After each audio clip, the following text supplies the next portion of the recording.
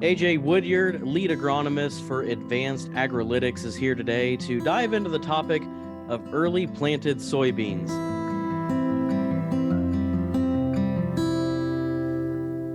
AJ, how are you doing today? It's a beautiful day here and approaching mid-April, so I'm in a great mood. Well, planting season is pretty much here. What's the feeling overall right now for farmers in the ag community? Yeah, I think there's a general excitement anytime you get a window early in the year like this to go get some things done. And we've got that upon us now in some geographic footprints to start getting busy in the field.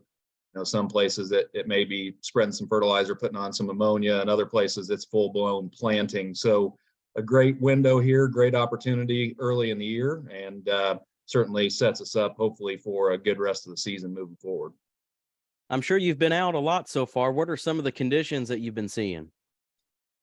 Yeah, I mean, it is variable. Certainly, there are some areas that dried out a little bit quicker. There were some areas and growers that I interact with that got an opportunity actually even in March to put some soybeans in the ground, and we've continued to see those areas stay a little bit drier. And then we've got other areas that we're just starting to approach field conditions that are ideal or more ideal for field work. So it's been a little bit of a range here, but we're rapidly with some of the conditions that we've got going on here, mid 70s to in some places low to mid 70s and some good winds. It's really giving us an opportunity to get some nice field conditions for this time of the year. Well, as mentioned, we're going to discuss early planted soybeans today. AJ, what's early planting in today's terms, and why is it still an important consideration? Yeah, I mean, we've had, and I know there's a lot of conversations around early planted soybeans. There's been a lot of work done over the last several years.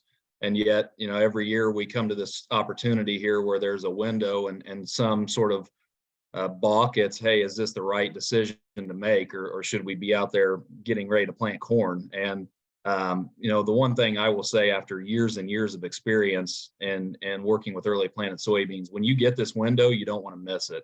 And you know, we can get worried about soil temperatures and some of those things around soybean planting. It's never really impacted me. I'm one of those guys we've planted beans into near freezing soil conditions and had success with it. It's a little bit of a different scenario than what we see with corn. So when we get this kind of an opportunity, you know, our data from our team and our customers at Advanced Agrilytics showed about a 16 bushel difference going from the early part of April to the latter part of May this past year.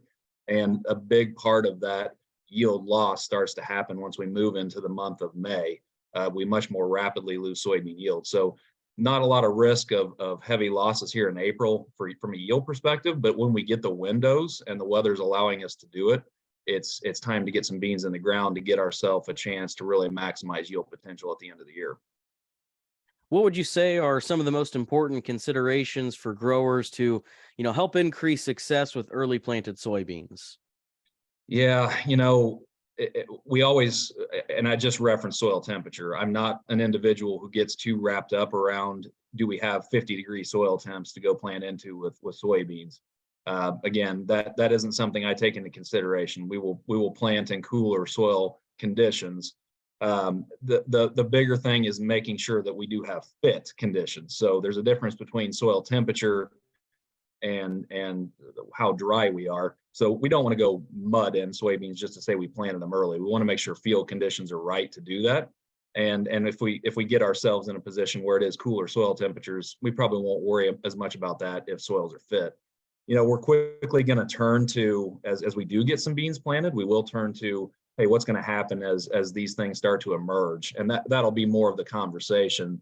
You know, again, I don't worry about what is happening with a soybean when it's under the ground, but obviously when it comes out of the ground and we do get emergence, then there is more risk for cold weather causing us issues. And, you know, something that I particularly have seen over the last couple of years is what tillage that we use, and that can have an influence around emergence with our success. Generally speaking, with conventional tillage, we just have warmer conditions that really give us a chance to have success, even if we get near freezing temperatures around emergence. And it's not out of the question where we have beans planted here in April that we get a cold snap in late April or early May after the beans have emerged, and we have to be worried about a freeze. So that tillage choice will play an impact. If you are no tillage and you plant early, there is more risk. You'll have a colder environment around that seedling, and if you get near freezing temperatures, it can cause you more issues. So that's something that we'll definitely pay attention to. We'll also, start to think about the disease risks. Did we get the right treatments to get ourselves in position to manage against potential diseases that may occur, especially if we go through any prolonged periods of cooler or wet conditions that can trigger several potential diseases. So that'll be something else that we sort of keep in mind. And hopefully we've proactively managed against some of those risks with seed treatment at planting. Are there other agronomic strategies that growers can leverage to help improve the outcome and reduce the risk of early planting even more? Yeah, absolutely. I've been a big proponent of there's a system in which we can go really after high yield soybeans, and that includes good fertility and early planting dates, and get the right populations and the right varieties, and then manage them in season against some of the risks that we get there as well. And that system has worked really well. So how do we continue to refine and take advantage of, hey, where's the next 2, 3, or 4 bushel going to come from as we've got this system now in a better place? And I think there's a couple ways that we can go about that. Advanced Agrilytics, we spend a lot of time writing variable rate seeding scripts for our growers. And if you think about early planted soybeans, generally we actually talk about lower populations because we have the ability to get so many more nodes per plant and potential pods and potential yield from early planting. We don't need as many plants out there. However, if you're just going out and flat seeding your beans early, you are going to get your seeding rate wrong in some environments. And I'll give you an example. Take those best acres on your farm. At a flat seeding rate, you're probably overpopulating those in an early planting date, which gives you some risk. So the risks really become, I get a lot of growth on those plants. They're competing with each other, and then in July or early August, we get a big rainfall or wind event, and they start to lodge. And that lodging really causes us issues. So there's an opportunity to manage with a variable rate script that environment to a lower population so that we mitigate some of that risk of getting a lot of growth from an early planting date and lodging.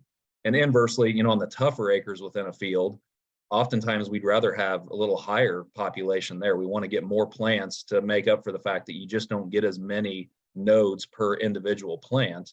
But at a flat seeding rate, we're often under seeding that acre. So there is a real opportunity to pair early planting date with getting the right seed rate in each environment through a variable rate script. So there's one idea. And then a second I just throw out there, one of the things we've been working really hard on is how do we get better at using or planting the right variety on the right acre at the right time of the year. And we've gone through a pretty intensive process to characterize soybean varieties really around their potential for branching. So how much of their yield do they build on branches versus main stem yield?